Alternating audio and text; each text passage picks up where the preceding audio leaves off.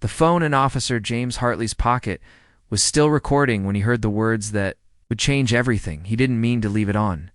He'd been reviewing security footage in the east corridor of Kensington Palace, and his phone propped against a filing cabinet was supposed to be recording voice notes about patrol schedules.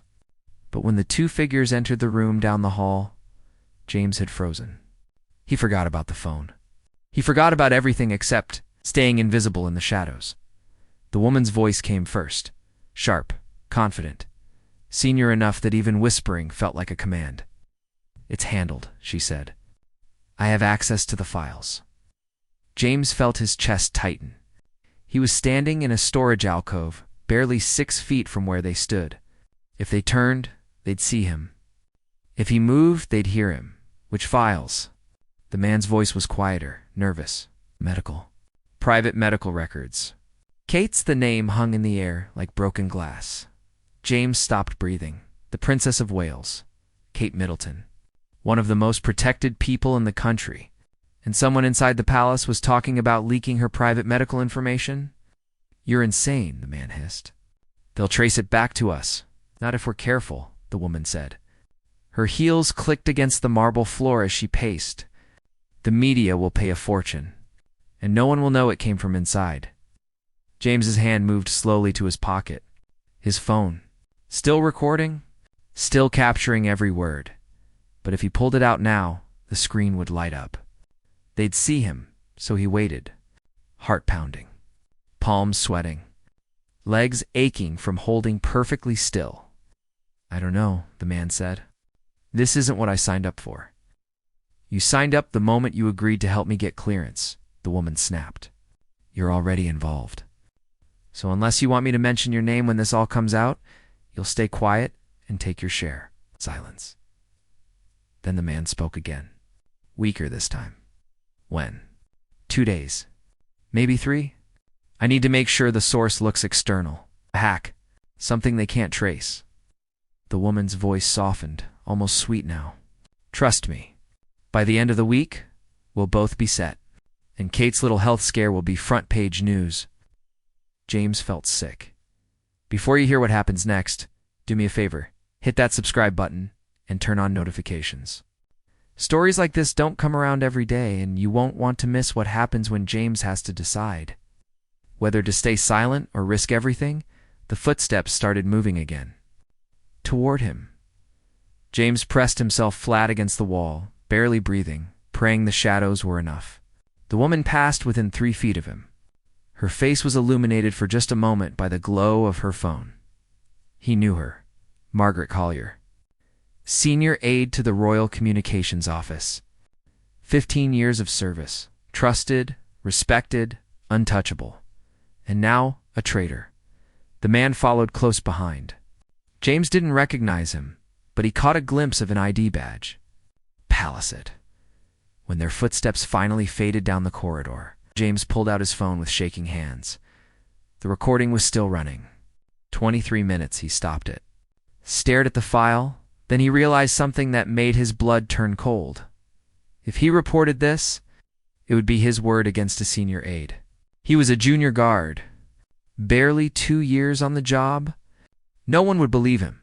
But if he stayed silent, Kate's most private information would be sold. To the highest bidder, James looked down the empty corridor.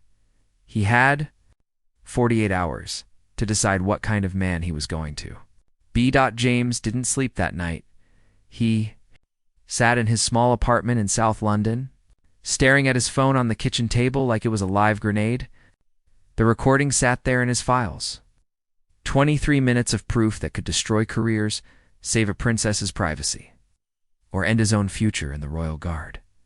He'd replayed it twice. Each time, Margaret Collier's voice was clear, cold, calculated. Kate's little health scare will be front-page news. James rubbed his eyes. He thought about his father, who'd been a police officer for 30 years. His father always said the same thing. Do what's right, even when it's hard. Especially when it's hard. But what was right here? If he went to his superior officer, what then? Margaret Collier had connections everywhere. She'd been in the palace longer than most of the guards had been alive. She could spin this. make him look paranoid. A junior officer with delusions, trying to make himself important. And the IT guy, whoever he was, he'd back her up. They'd close ranks. James could lose his job, his reputation, everything he'd worked for. But if he did nothing, he imagined Kate's medical records splashed across tabloids. Her private struggles turned into entertainment.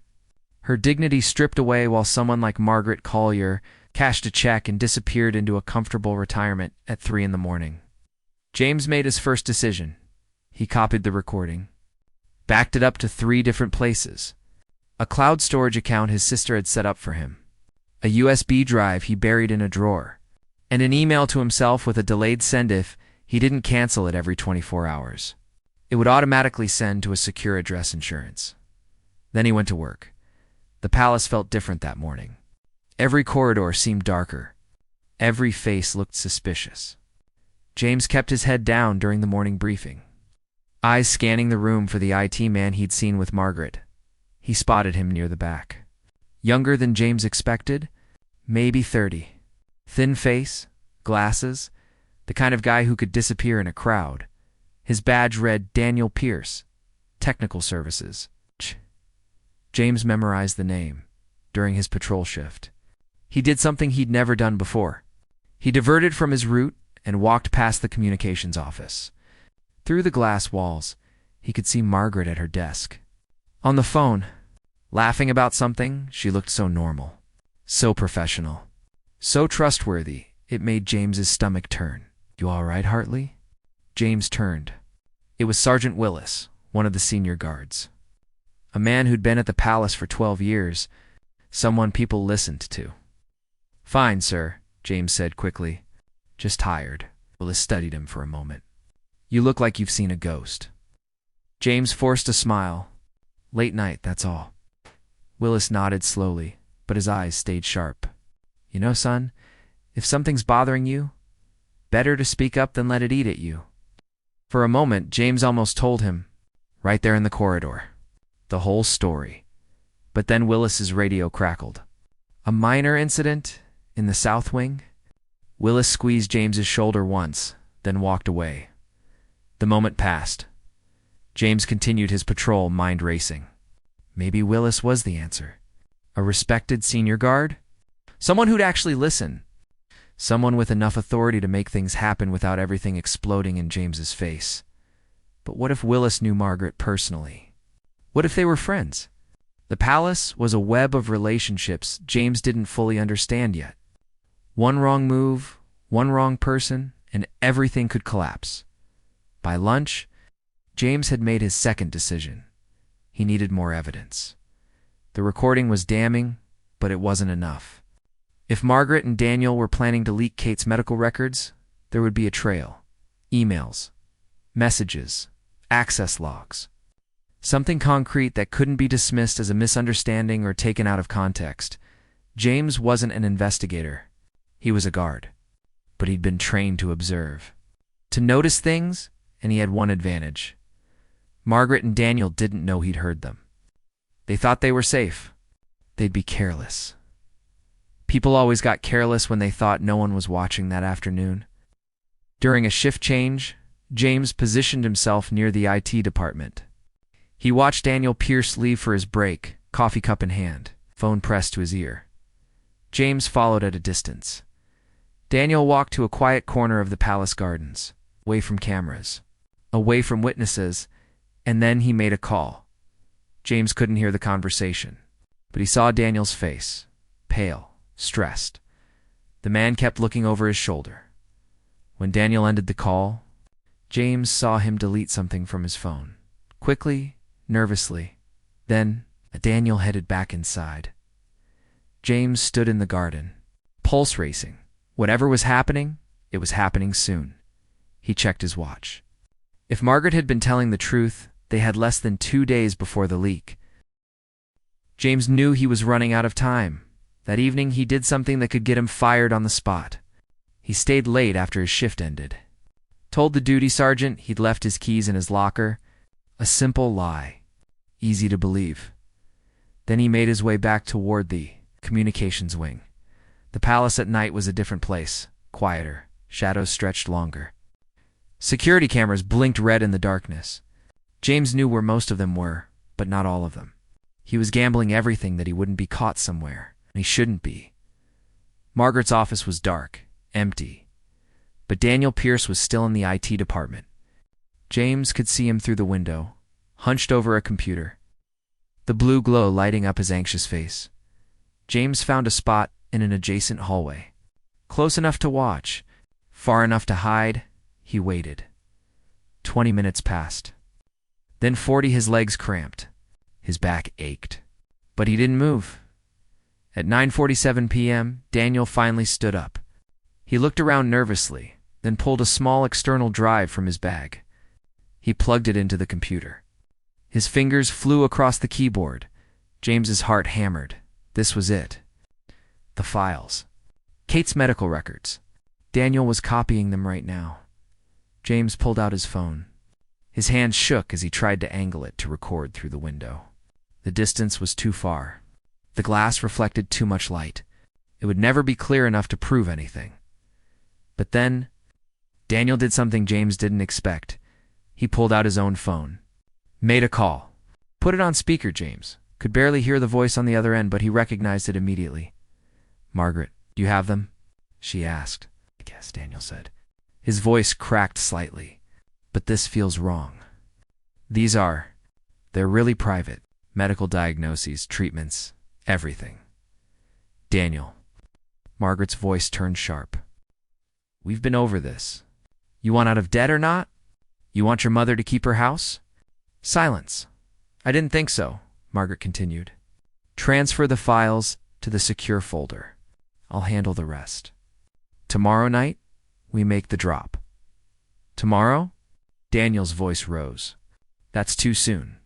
They'll trace it. I'll trace it to a ghost server in Romania, Margaret said smoothly. I've already set up the trail. It'll look like an external hack. Sophisticated, international. No one will look at palace staff and the money. Half up front. Half when the story breaks. The journalist I'm working with has already confirmed the amount. James felt dizzy.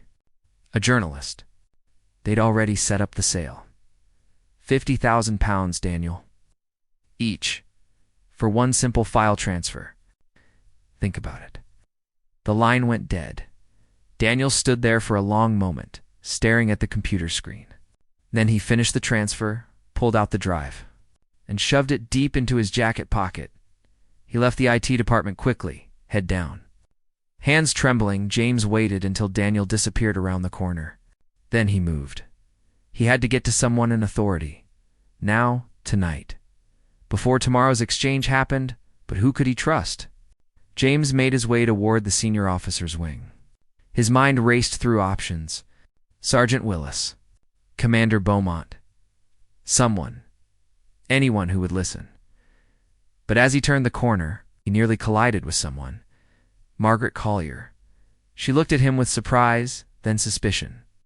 Officer Hartley. Working late? James's mouth went dry. Yes, ma'am. Just finishing some reports. Her eyes narrowed. In this wing? The officers' quarters? I got turned around, James said. The lie sounded weak, even to him. Margaret studied him for a long, uncomfortable moment. Her expression shifted. Something calculating passed across her face. You know James May? I call you James. She didn't wait for an answer. I've been watching you. You're dedicated. You notice things. You pay attention.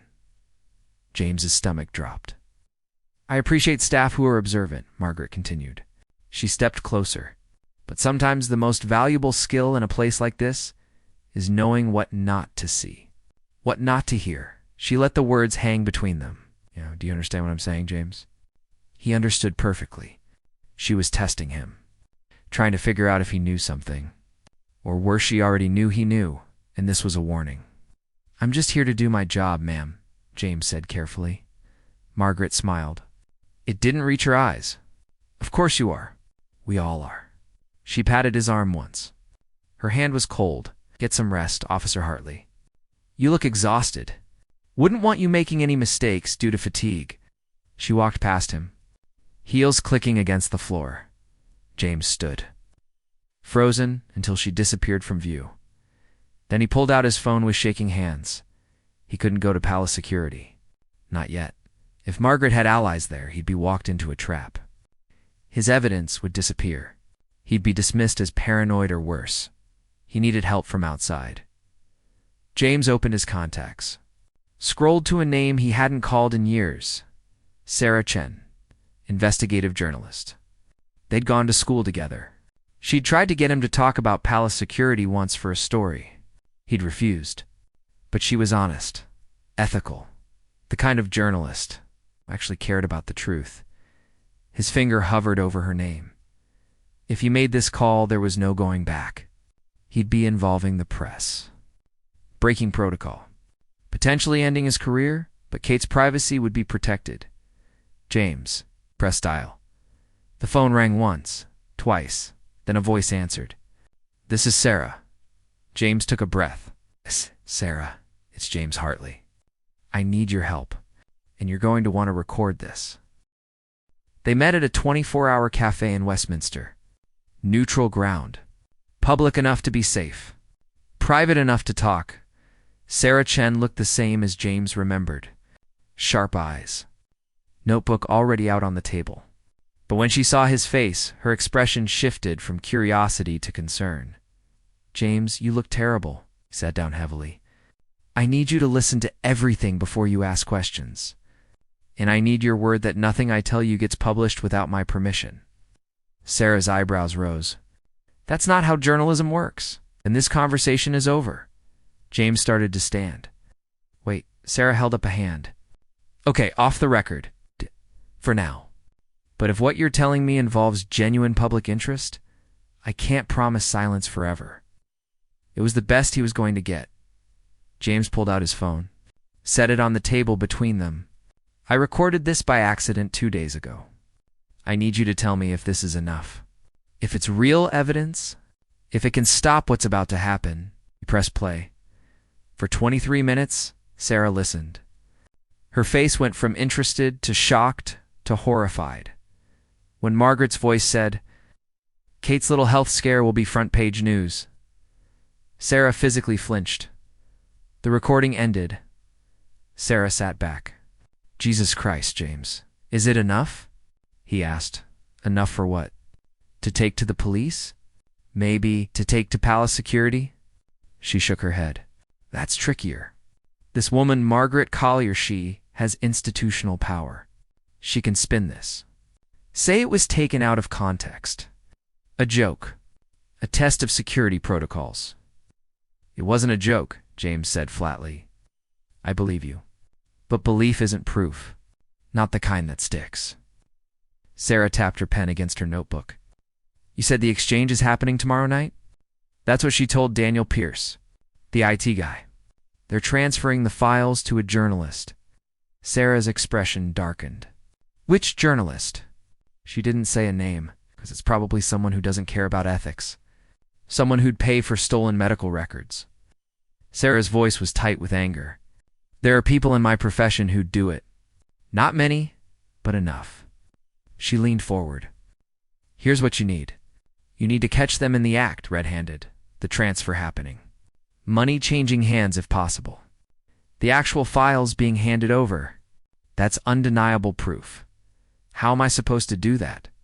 James asked. "I'm one junior guard. They're planning this off palace grounds. I can't follow them without being obvious." Sarah smiled grimly. "No, but I can."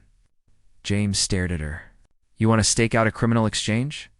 I want to stop a massive invasion of privacy and expose corruption in one of the most protected institutions in the country." Sarah said, "This is the story that matters, James. Not palace gossip. Not scandal for scandal's sake. This is about protecting someone's right to medical privacy. And yes, I'll stake out whatever I need to stake out." Despite everything, James felt a flicker of hope. "There's another problem," he said. "Margaret knows something's wrong. She cornered me tonight. She's suspicious. Then we need to move carefully." Sarah pulled out her laptop. "Do you know where the exchange is happening?" "No, But Daniel has the files on an external drive. He keeps it in his jacket. If we can follow him tomorrow, Sarah interrupted. James, you can't be involved in this part. If you're caught following palace staff off duty, you'll be fired immediately. Possibly arrested. I'm already involved, James said. I'm the one who heard them. I'm the one with the recording, which is why you need to stay clean, Sarah insisted. Let me handle the surveillance.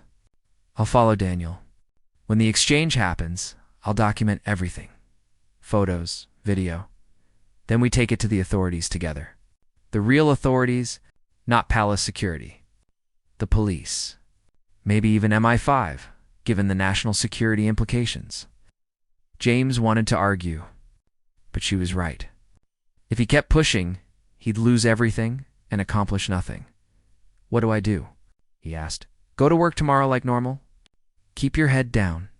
Don't do anything that makes Margaret more suspicious than she already is. Sarah's voice softened. And James, back up that recording everywhere. Send it to people you trust.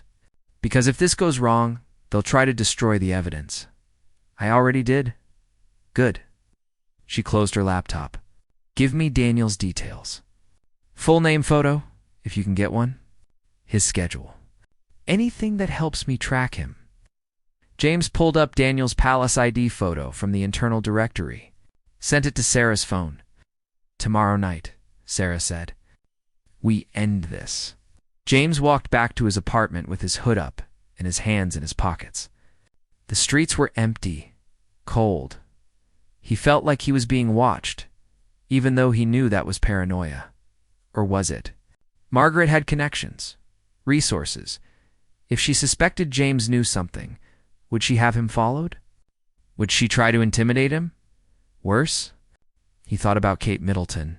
Somewhere in a palace apartment, probably asleep. Unaware that her most private medical information was about to be sold, unaware that her trust had been betrayed by someone inside her own staff, James had joined the Royal Guard because he believed in service, protection, duty. Tomorrow night, he'd find out if those words still meant anything. When he got home, he checked his phone obsessively. The delayed email to himself, still scheduled. Still waiting to send if he didn't cancel it every day? Insurance. He set an alarm for 6 a.m. He'd need to be sharp tomorrow. Alert, ready. But when he finally lay down in bed, sleep wouldn't come. He kept hearing Margaret's voice. Kate's little health scare will be front page. News. Not if James could stop it. Not if he was willing to risk. Everything to do what was right. He closed his eyes and prayed that Sarah Chen was as good as he remembered. Because tomorrow night, one way or another, the truth was coming out. The next day dragged like walking through mud. James went through his duties on autopilot. Patrol routes, security checks, shift briefings. Every interaction felt like a performance. Smile, nod, act normal.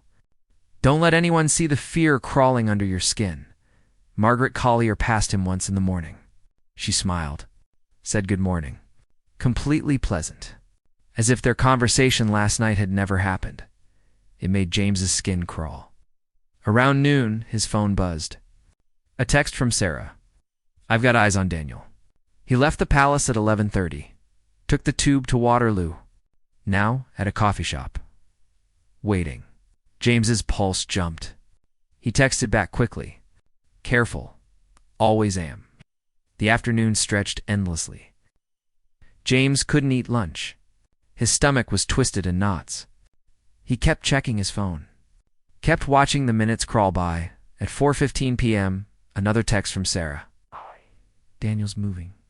Heading towards South Bank. I'm following. And nothing for 2 hours. Nothing. James finished his shift at 6 p.m. He changed out of his uniform in record time, hands shaking as he pulled on civilian clothes. He'd told Sarah he'd stay out of it, but he couldn't, not completely. He needed to be nearby, just in case something went wrong. He took the tube towards South Bank, found a pub with a view of the river, ordered a pint he couldn't drink, sat by the window, waited. His phone buzzed at 7:43 p.m. It's happening. Millennium Bridge. South Side. Daniel just met with a man. 30s, expensive coat. They're talking. I'm recording from across the street. He was 15 minutes away. Too far to help if things went bad. Be careful, he texted again. The man just handed Daniel an envelope. Daniel's checking it. Looks like cash. James gripped his phone so hard his knuckles went white. Now Daniel's reaching into his jacket. He's pulling out the drive. This is it. This is the exchange. James held his breath. Then his phone rang. Sarah, voice tight.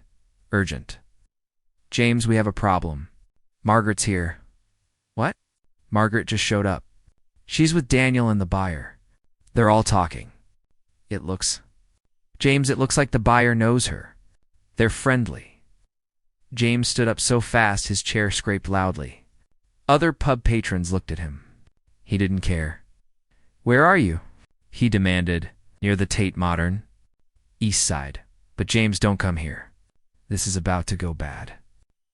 Margaret keeps looking around. I think she's worried about surveillance. If she spots me, the line cut off. James ran. He burst out of the pub and sprinted toward the river. His lungs burned. His legs pumped. People shouted at him as he shoved past them on the crowded sidewalk. The Millennium Bridge stretched across the Thames like a silver thread. James could see figures on the south side. 3 people. One of them had to be Margaret, and somewhere nearby. Sarah was watching, recording, possibly in danger. James slowed as he approached.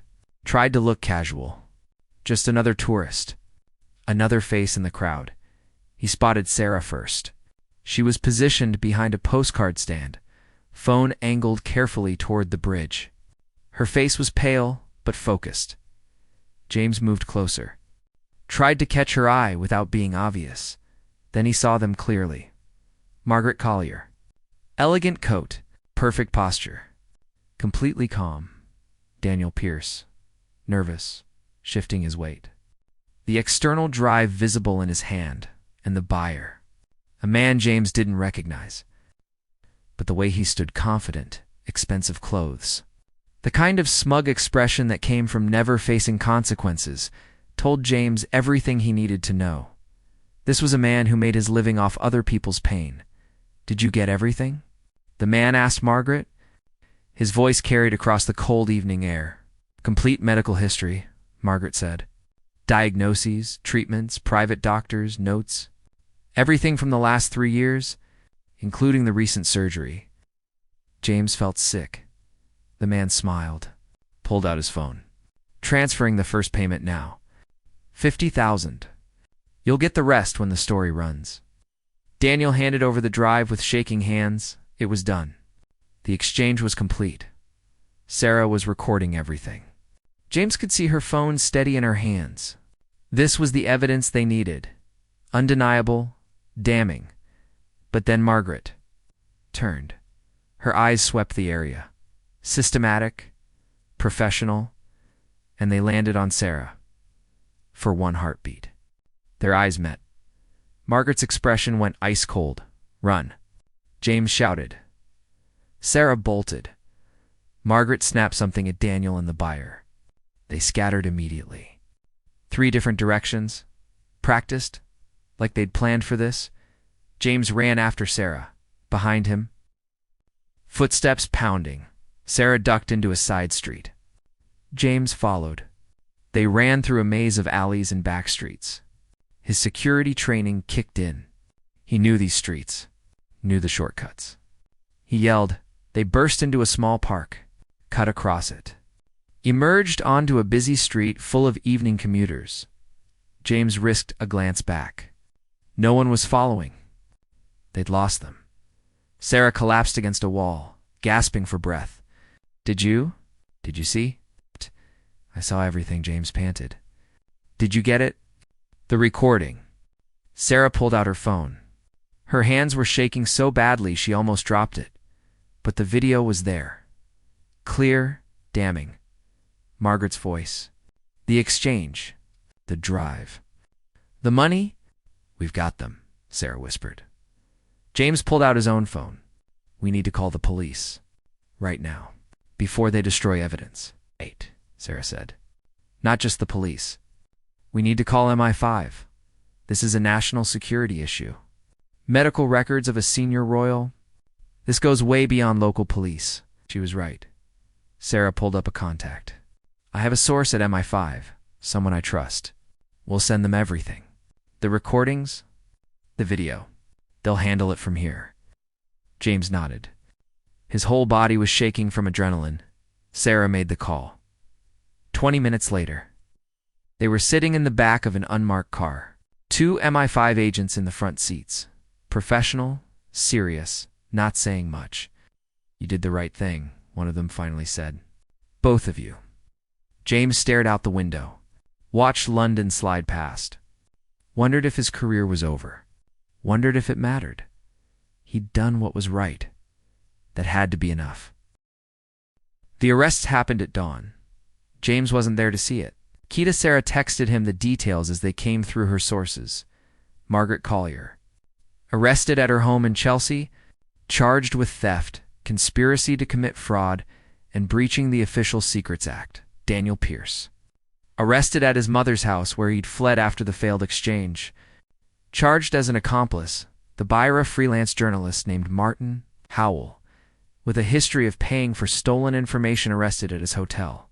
Charged with conspiracy and handling stolen goods, it was over.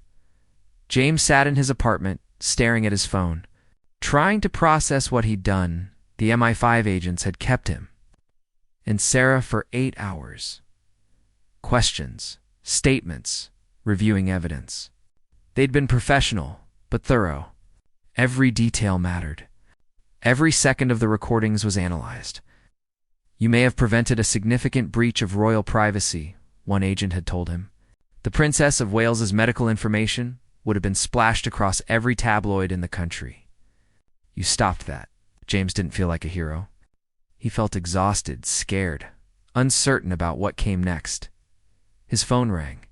An unknown number. James hesitated, then answered. Hello? Officer Hartley, this is Commander Beaumont from Palace Security. James's stomach dropped. This was it. He was going to be fired, reprimanded, thrown out for breaking protocol. For going outside the chain of command? For I wanted to call you personally? Commander Beaumont continued. His voice was serious but not angry. What you did took extraordinary courage. You could have looked the other way. Many people would have, but you chose to protect someone who couldn't protect themselves. James didn't know what to say. I've been briefed by MI5, Beaumont went on. The evidence you and Miss Chen gathered was crucial. Margaret Collier had been under light suspicion for months. Unusual access requests. Odd behavior, but nothing concrete.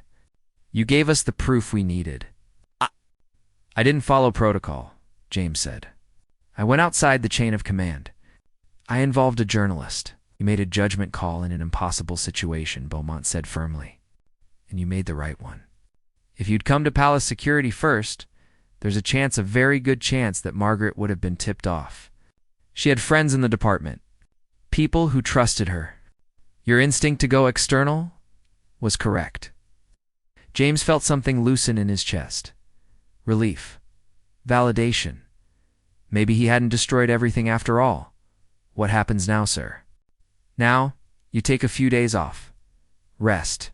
Process everything that's happened. When you return, we'll discuss your future with the Royal Guard.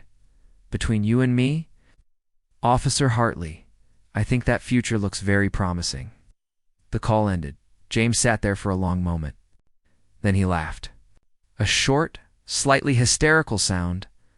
He'd survived. His career wasn't over. If anything, it had just begun.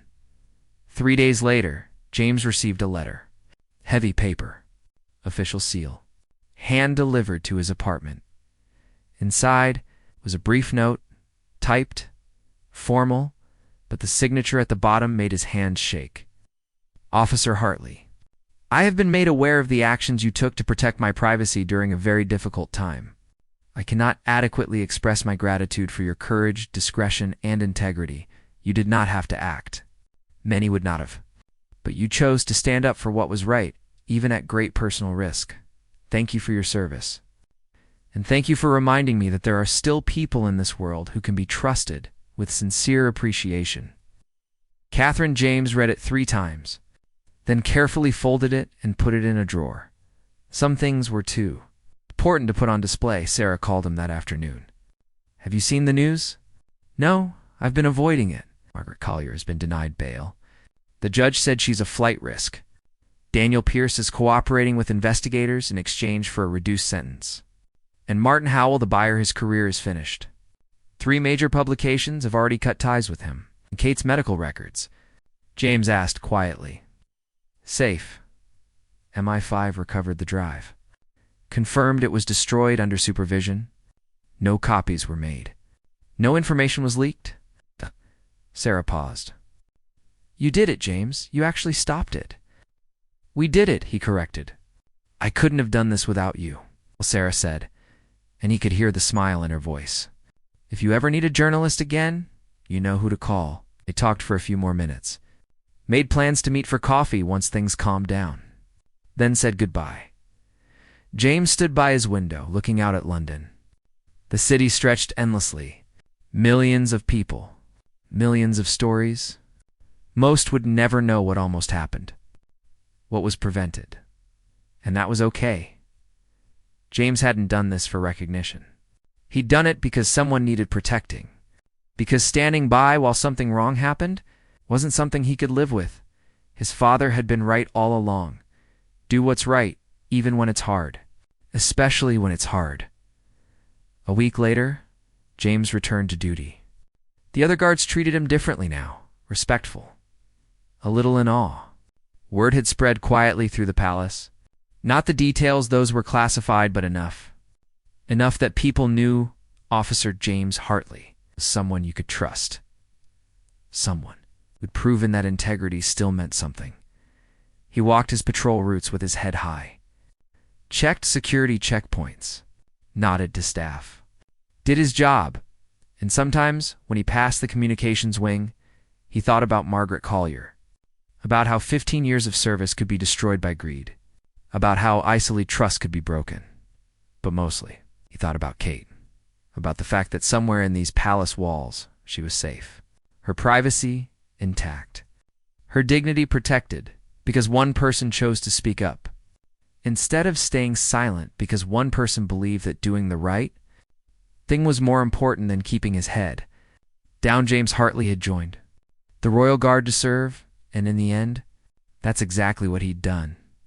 Not by standing at attention or following orders blindly, but by listening to his conscience when it mattered most, by being brave when it would have been easier to be silent, by remembering that service means protecting people leaving when they never know you're the one who saved them.